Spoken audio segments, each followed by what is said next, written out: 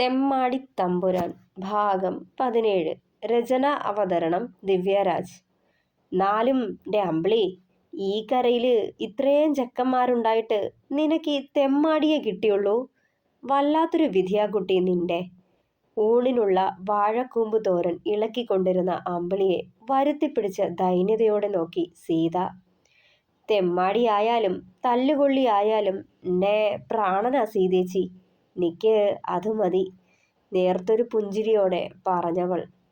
അവനെക്കുറിച്ച് പറയുമ്പോഴേ പെണ്ണിന്റെ മുഖത്ത് പടരുന്ന ചെഞ്ചോപ്പ് അസൂയയോടെ നോക്കി നിന്നു സീത.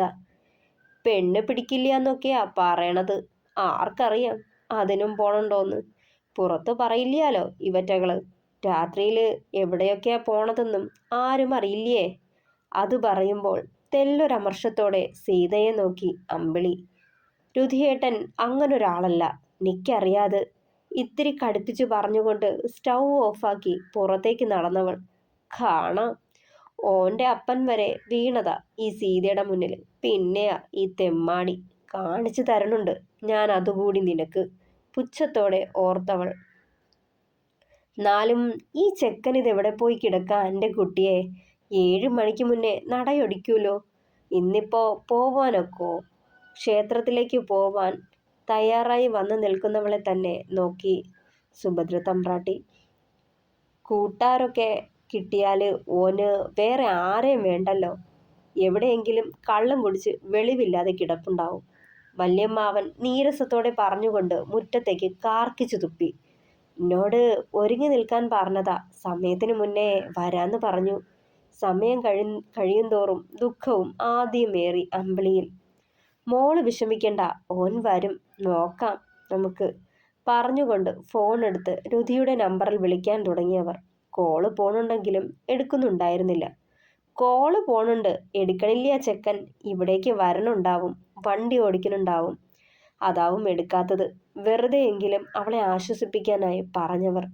ഇന്നിനി വന്നത് തന്നെ, മോള് പോയി ആ വേഷം മാറ്റ്. ഇന്നിനി അമ്പലത്തിൽ പോക്കൊന്നും നടക്കില്ല, അവൻ ഇനിയും വൈകൂന്നാ തോന്നണത്. രുധിന്റെ മുത്തശ്ശി കൂടിയത് തറപ്പിച്ചു പറഞ്ഞതും കണ്ണുകൾ നിറഞ്ഞവളുടെ.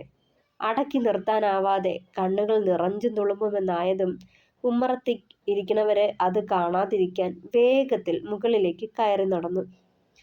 പാവം കുട്ടി, ഇനി അതിൻ്റെ കണ്ണുനീര് കൂടി കാണണമല്ലോ ദേവിയെ. ഈ ചെക്കനത് എന്ത് ഭാവിച്ച? വേദനയോടെ പിറുപിറുത്തു സുഭദ്ര. റൂമിൽ ചെന്നതും നിലത്തേക്ക് ഊർന്നിരുന്ന് കരയാൻ തുടങ്ങി അമ്പിളി. രുധിനോട് ദേഷ്യവും സങ്കടവും ഒക്കെ തോന്നിപ്പോയി. വേഗം ഉടുത്തിരുന്നതൊക്കെ മാറ്റി വലിച്ചെറിഞ്ഞ് സാധാ ഒരു വായൽ സാരി എടുത്തെടുത്തു. കട്ടിലിൽ കയറി കമിഴ്ന്ന് കിടന്ന് കരഞ്ഞുകൊണ്ടിരുന്നവൾ എപ്പോഴോ ഒന്ന് മയങ്ങി. താഴെ കാർ കൊണ്ട് നിർത്തുന്ന ഒച്ച കേട്ടതും ചാടിപ്പിടച്ചെഴുന്നേറ്റു. സമയം നോക്കുമ്പോൾ 11 മണിയായിരിക്കുന്നു. ഇത്രയും നേരം താൻ ഉറങ്ങിയോ എന്ന് ചിന്തിച്ച് തലമുടി വാരിക്കെട്ടി വച്ചവൾ ഇടയ്ക്ക് രുധിയേട്ടൻ്റെ വല്യമ്മ വന്ന് അത്താഴം കഴിക്കാൻ വിളിച്ചതും എഴുന്നേറ്റ് ചെന്ന് വിശപ്പില്ലാന്ന് പറഞ്ഞതുമൊക്കെ ഓർത്തെടുത്തു. വാതിൽ തുറന്ന് താഴേക്ക് ചെല്ലുമ്പോൾ ലൈറ്റൊക്കെ ഓഫാക്കി എല്ലാവരും ഉറക്കം പിടിച്ചിരുന്നു. വാതിലിൽ തുടരെ തുടരെ കൊട്ടുന്നത് കേട്ട് വേഗം ചെന്ന് വാതിൽ തുറന്നു കൊടുത്തു. മദ്യപിച്ച് ലെക്ക് തെറ്റിയ രുധിനെ രാമുവും രഞ്ജുവും കൂടി താങ്ങിക്കൊണ്ട് അകത്തെ സോഫയിൽ ഇരുത്തുന്ന കാഴ്ച വേദനയോടവൾ നോക്കി നിന്നു. അത് പിന്നെ ഇന്നിച്ചിരി ഓവറാ, സാരല്ല, ഉറങ്ങി എണീക്കുമ്പോൾ ഓക്കെ ആവും, രാമു അടിമുടി അവളെയൊന്ന് ഒഴിഞ്ഞുകൊണ്ട് പറഞ്ഞു. അമ്പിളിയുടെ നിറഞ്ഞ കണ്ണുകൾ വാടിക്കുഴഞ്ഞ് സോഫയിൽ കിടക്കുന്നവനിലായിരുന്നു അന്നേരം. അവളെ ദയനീയമായൊന്ന് നോക്കിയ ശേഷം രഞ്ജു പുറത്തേക്ക് നടന്നു. അവർ പോയതും വാതിൽ വലിച്ചടച്ച് കുറ്റിയിട്ടു അമ്പിളി. രുധിയേട്ടാ, രുധിയേട്ടാ, എണീക്കോ, മുകളിലേക്ക് പോവാം. കണ്ണുകൾ അമർത്തി തുടച്ച് പറയവേ കണ്ഠമിടറിയിരുന്നു. മെല്ലെ പണിപ്പെട്ട് എണീക്കാൻ തുടങ്ങിയതും ഉടുത്തിരുന്ന അവൻ്റെ മുണ്ട് അഴിഞ്ഞ് നിലത്തു വീഴാൻ തുടങ്ങി. അമ്പിളി വേഗം അതെടുത്ത് മുറുക്കി ഉടുത്തു കൊടുത്തു. അവൻ്റെ തോളിൽ കയ്യും പിടിച്ച് താങ്ങി മെല്ലെ മുകളിലേക്ക് കൊണ്ടുപോയി. കട്ടിലിലേക്ക് ഇരുത്തിയ ശേഷം മെല്ലെ ചെരിച്ചു കിടത്തി. അമ്പിളി എൻ്റെ ദേവി, അവൻ പുലമ്പിക്കൊണ്ടിരുന്നു. അപ്പോഴും കണ്ണുകൾ അനുസരണയില്ലാതെ പെയ്തുകൊണ്ടിരുന്നു അവളുടെ. തനിക്ക് ഈ ജന്മം കുടുംബജീവിതം നയിക്കാനുള്ള ഭാഗ്യമില്ലായിരിക്കും. പാപജന്മവാ, ഭാഗ്യദോഷി. തലയ്ക്ക് കയ്യും വെച്ച് നിലത്തേക്കിരുന്നവൾ രാവിലെ ഉണരുമ്പോൾ തലയൊക്കെ പൊട്ടിപ്പൊളിയുന്ന പോലെ വേദനിച്ചു രുധിന്. ആയാസപ്പെട്ട് കണ്ണുകൾ വലിച്ചു തുറന്ന് ആദ്യം തിരഞ്ഞത് അമ്പിളിയെയായിരുന്നു. ആളവിടെ ഇല്ലാന്ന് കണ്ട് മെല്ലെ എഴുന്നേറ്റ് ക്ലോക്കിലേക്ക് നോക്കി. 11 മണി. വേഗം ടവലുമെടുത്ത് ബാത്റൂമിലേക്ക് കയറിപ്പോയി. ഒരു കുളി പാസാക്കി തലയും തുവർത്തുമ്പോൾ തലവേദന പമ്പ കടന്ന് ഉഷാറായ പോലെ തോന്നി അവന്. വേഗം ഒരു ഷർട്ടും എടുത്തിട്ട് താഴേക്ക് നടന്നു. അവനെ കാത്തുന്ന പോലെ വല്യമ്മ ഹാളിൽ തന്നെ ഇരിപ്പുണ്ടായിരുന്നു. കെട്ടിറങ്ങിയോ? അവരുടെ മുന്നിൽ ചെന്ന് പെട്ടതും ജാള്യതയോടെ നിൽക്കുന്നവന്റെ മുഖത്ത് നോക്കി തന്നെ ചോദിച്ചവർ. ചമ്മലോടെ ചിരിച്ചതേയുള്ളവൻ. ഒരിക്കലും നന്നാവില്ലാന്ന് വാശിയില്ല അല്ലേ? ഇത്തിരി ഒച്ചത്തിൽ തന്നെ ചോദിച്ചവർ മുഖം കുനിച്ച് നിന്നേയുള്ളൂ. എന്തിനാ ആ കുട്ടിയെ കൂടി കണ്ണീര് കുടിപ്പിക്കണത്? ഇതിലും ഭേദം അതിനെ അങ്ങ് കൊല്ലണതാ.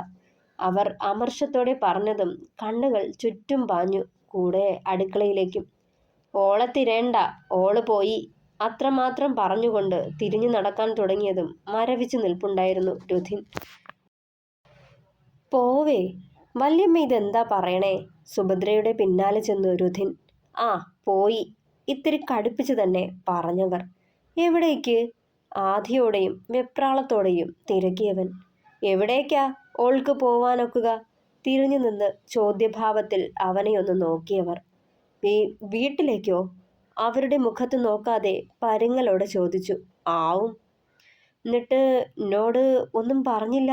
വീണ്ടും മുഖമുയർത്തി നോക്കി. എന്തിനാ പറയണേ? ഓൾക്ക് മടുത്ത് കാണും.